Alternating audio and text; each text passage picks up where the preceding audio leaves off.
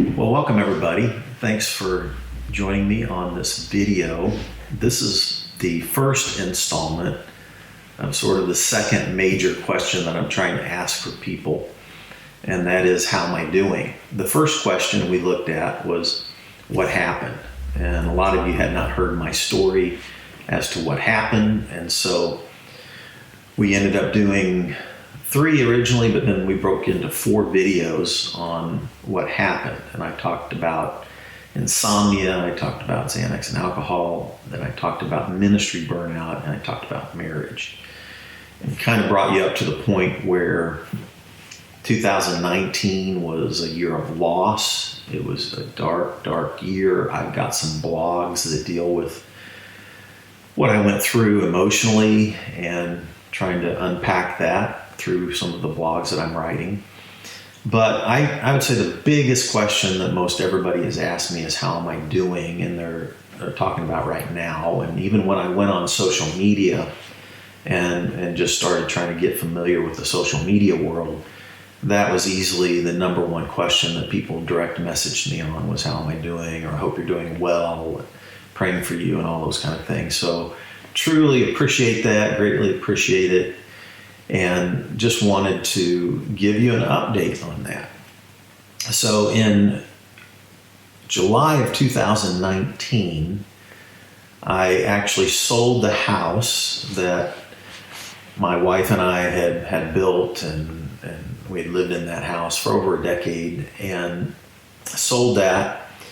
And my divorce was finalized at the end of July 2019 as well. So I was moving out of that house, and the divorce was finalized. And really, it was just a difficult time. It was a dark time.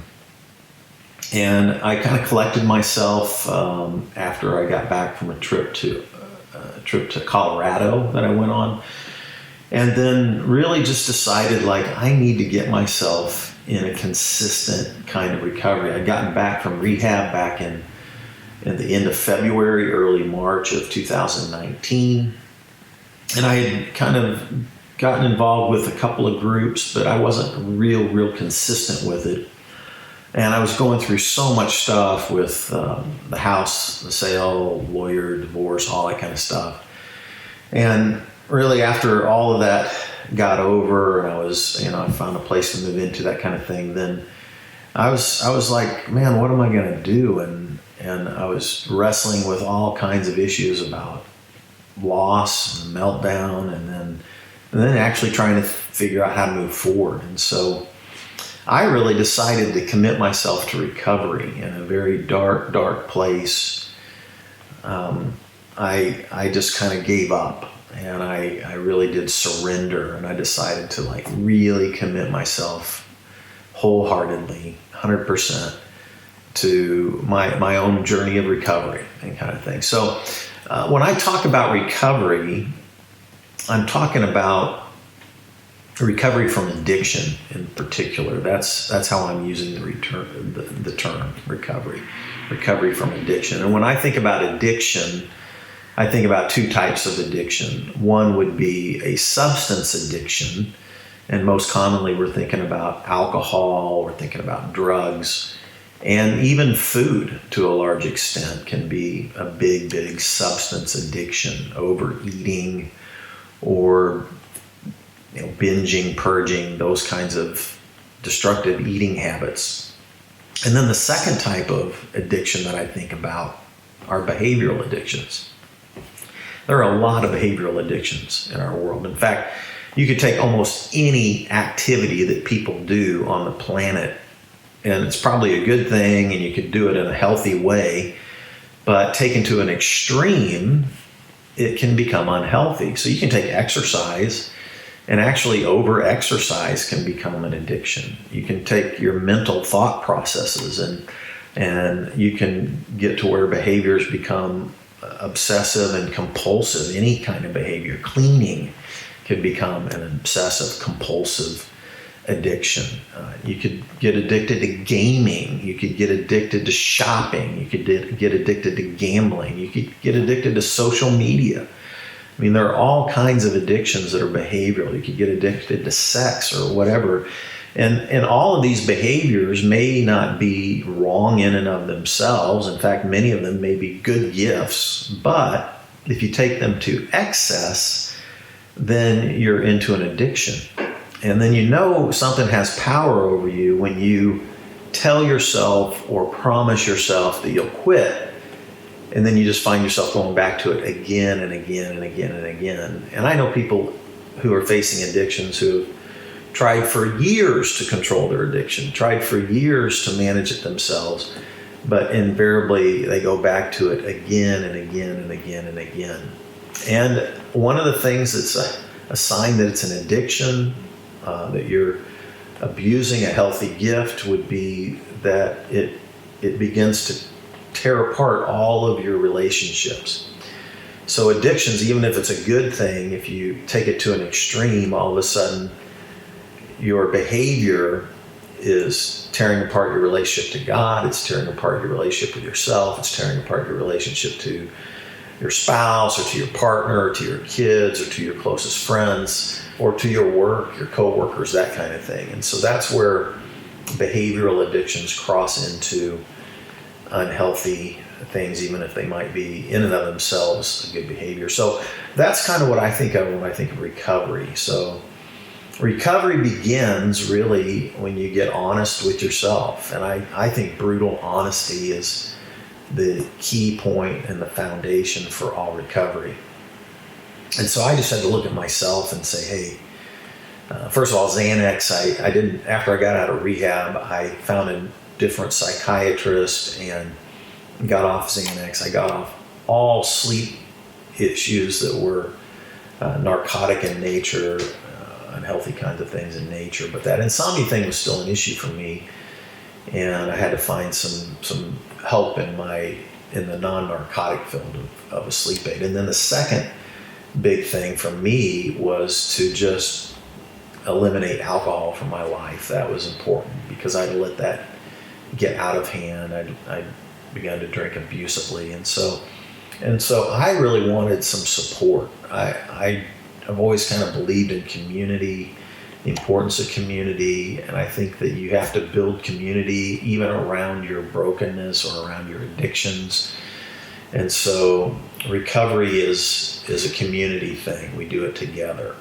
When you find a group of people that are wrestling with the same kind of addiction that you're wrestling with, and people are being really honest about that, you'd be amazed at how many thought patterns and behavior patterns are that you have in common with those people who are wrestling with that same kind of addiction. The other thing that I think you learn when you're in recovery is that people who are in recovery together know when each other are telling the truth or when they're kind of BSing or when they're just, not being honest. It's really easy when you get in this world, once you've lived in it for a while, to identify times when people just aren't being honest or aren't ready to be honest or that kind of things. But, take like the AA world, alcoholics talking to alcoholics. That's one of the best resources available for recovery. But that would be true in every area. Gambling addicts talking to gambling addicts, and sex addicts talking to sex addicts, and shopping addicts talking to shopping addicts, and food addicts talking to food addicts. And when they're ready to be brutally honest, when they're ready to acknowledge that they don't have control over their addictive behavior, they have to realize that they're powerless over that addiction, and their life has become unmanageable because of that addiction. When they're ready to be brutally honest with that, then they're ready for recovery. And that's really the first step for recovery, is honesty. I call it brutal honesty. There has to be at least a couple of people, and you got to be wise about who you select, but there needs to be a couple of people who really know what's going on in your life. Hiding and keeping secrets and trying to just manage it and control it yourself just doesn't work. So I had to make that decision with the issue of alcohol and get in some groups and get really honest about that. Now, let me just say this. When you deal with substance addictions, and I think there would be parts of this that would be true as it relates to behavioral addictions, but when it comes to substance addictions, let's take alcohol and drugs. And we have like AA and NA world. We've done lots of research and lots of study on what goes into recovery. It's interesting, AA is 85 years old as of 2020. So July 2020 would have been an international convention in Detroit to celebrate the 85-year mark of the beginning of AA, which started in 1935. And so when we deal with alcohol and drugs, one of the things we realize is that one of the best resources in the world today for recovering from alcohol and drugs would be AA or NA. Those are 12-step programs. And in fact, if people do AA correctly, and I'll mention what that looks like here in just a moment, but when people do AA correctly, they will have about a 50 to 55% chance of recovering.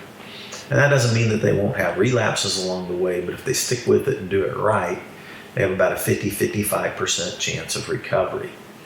And then the second thing that they found that really helps in addition to the 12-step program is therapy.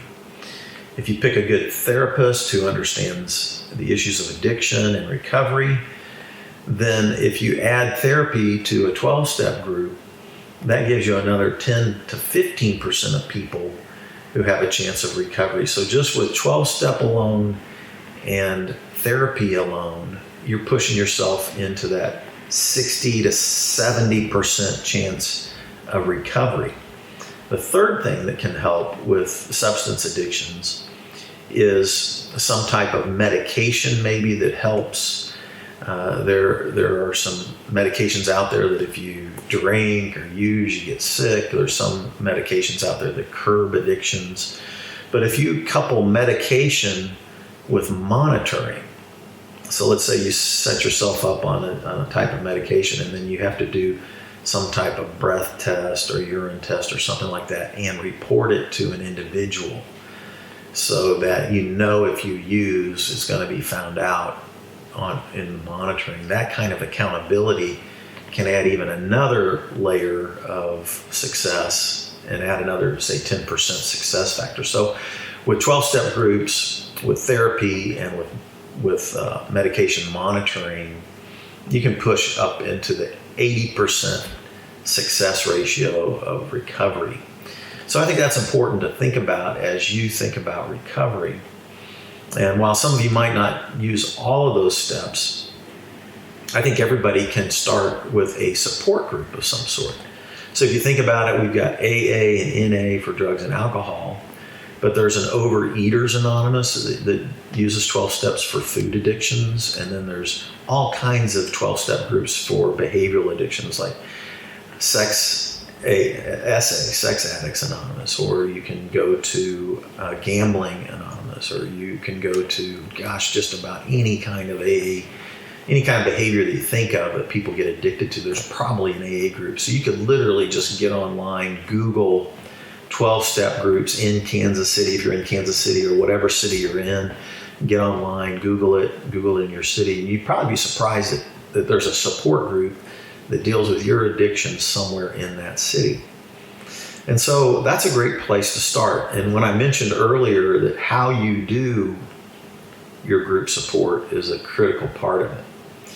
So some people will just pop in, not really commit to the group, not really get to know anybody in the group, not really attend regularly in the group. So let's say you say, okay, I'm going to go to a 12-step group for recovery. And let's say you just go sporadically.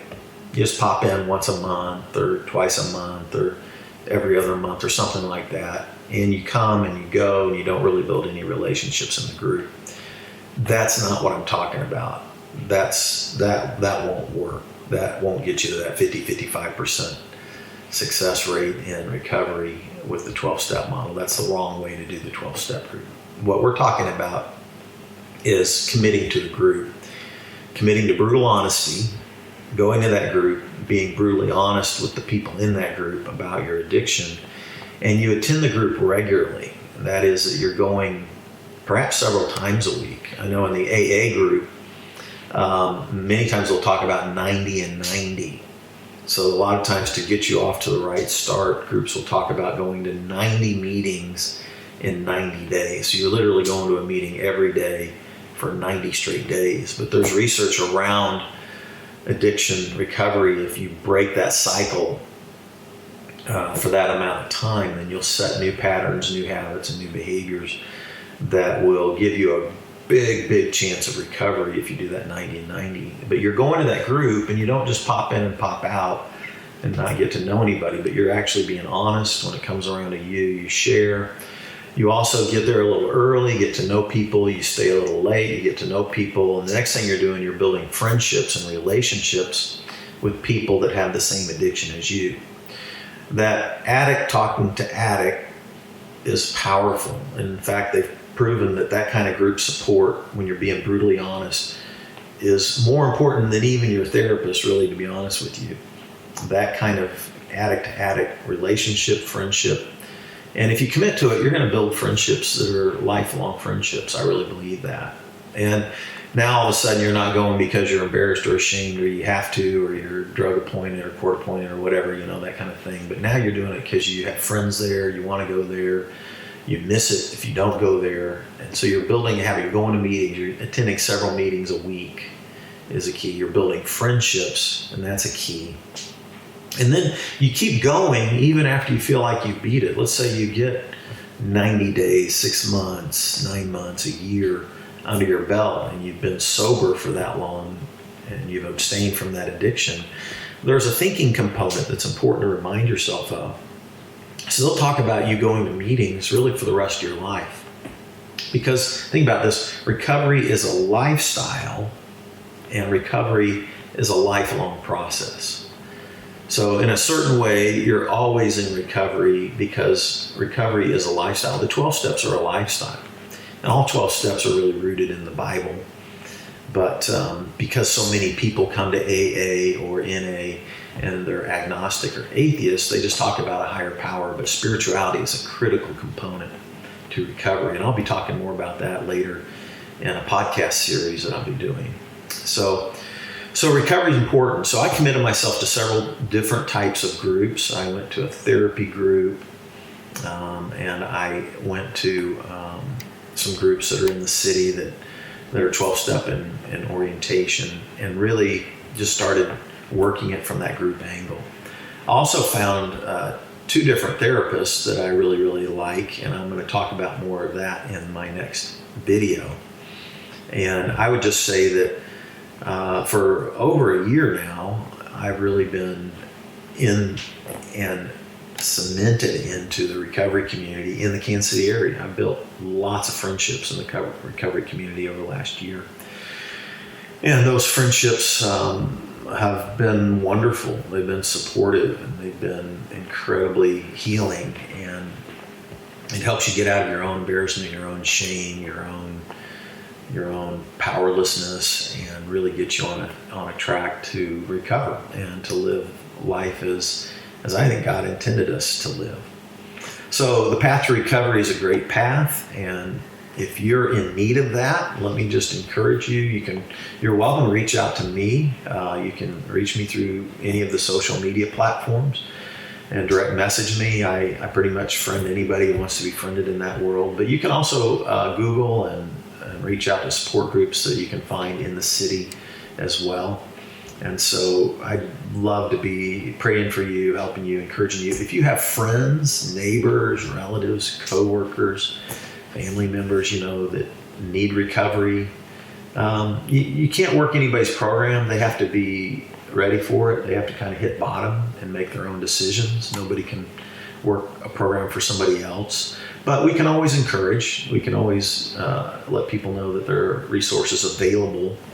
And then the big thing is that the people that are already committed to those groups, once somebody reaches out, the hand of AA or the hand of any 12-step group or the hand of a support group is there for that person. And so it's always good to care for those that we love and pray for them and at least help resource them if they're ready for that. But nobody can work somebody else's program. Nobody can tell them that they need it.